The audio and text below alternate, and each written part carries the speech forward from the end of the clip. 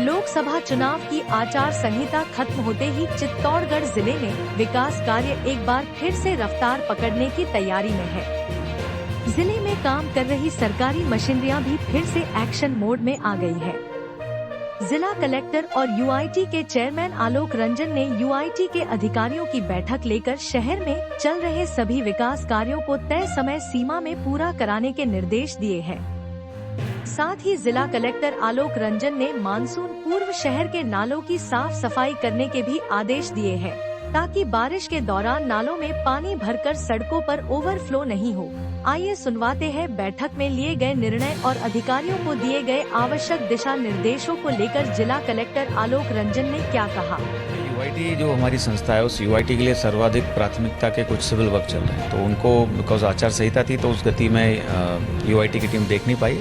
परंतु मुख्य रूप से हजारेश्वर पुलिया है, यूआईटी का गांधी पार्क है जो कि किले की तलहटी में है, और साथ में जो यूआईटी के द्वारा विविध कार्य सिटी में कराए जाएँ, चाहे वो मरम्मत के कार्य हों, रोड के कार्य हों, डिफरेंट फंड से कराए जा रहे हैं। तो जो पुलिया है उसके कार्य में भूमि अधिग्रहण का जो भी मसला है उसको शीघ्र निस्तारण के लिए बोला गया। 5-6 महीने से प्रकरण चल रहा है।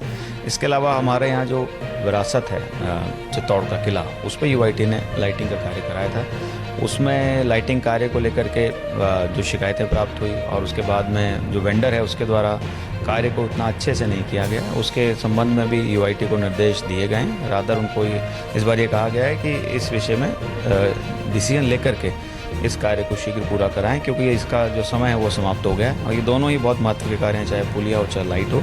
जहाँ तक बरसात का प्रश्न है, नालों की सफाई, ये नगर परिषद का प्राथमिक रूप से कार्य है और वो आचार संहिता के दौरान भी इस कार्य को चालू कराया था। और जहाँ जहाँ आइडेंटिफाई है आपके माध्यम से, मीडिया रिपोर्ट से जो प्राप्त होता है उसमें करेक्शन करते हैं। दोनों ही संस्थाओं को ये भी निर्देश दिए गए कि माननीय मुख्यमंत्री महोदय ने भी ये निर्देश दिए थे कि कहीं भी इस तरह से कोई अगर रिपोर्टिंग आती है जो किसी पत्रकार स्टिंगर के द्वारा कहीं भी ये उल्लेखित किया गया है कि ये समस्या है, तो वो उसको संज्ञान में लें और उसमें यदि कोई कार्रवाई बनती है तो वो कार्रवाई करें। यदि वो खबर में सही नहीं है तो उसके बारे में भी सूचित करें। तो ये भी एक दोनों संस्थाओं को निर्देश दिए गए जिससे कि चित्तौड़ जो है वो साफ सुथरा शहर भी दिखे और ये जो इंफ्रास्ट्रक्चर के कार्य हैं ये जल्दी पूरे।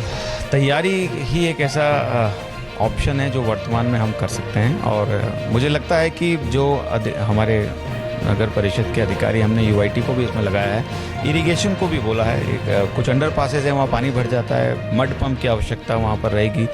पर ये बात सही है कि जो मानसून है, जैसा इस बार प्रेडिक्शन है, नॉर्मल से अच्छा रहने की संभावना है, तो इसीलिए नॉर्मल से बेहतर कार्य वो करें, ये संस्थाओं को निर्देश दिए गए हैं। इसमें कोताही कोई नहीं बरतता है, परंतु ये भी सही है कि हर साल डिफरेंट कंस्ट्रक्शन होते हैं और कई बार ऐसा होता है कि किसी विषय में पानी कहीं अवरुद्ध हो सकता है, परंतु ये निर्देश दे दिए गए हैं। कभी कुछ दिन पहले इस बारे में मीटिंग भी ली थी, तो मुझे लगता है कि ऐसी कोई विकट समस्या तो नहीं आएगी, परंतु यदि फिर भी कोई ऐसा विषय ध्यान में आता है और जहाँ कोई कमी मिलती है तो फिर उस पर कार्रवाई भी करेंगे।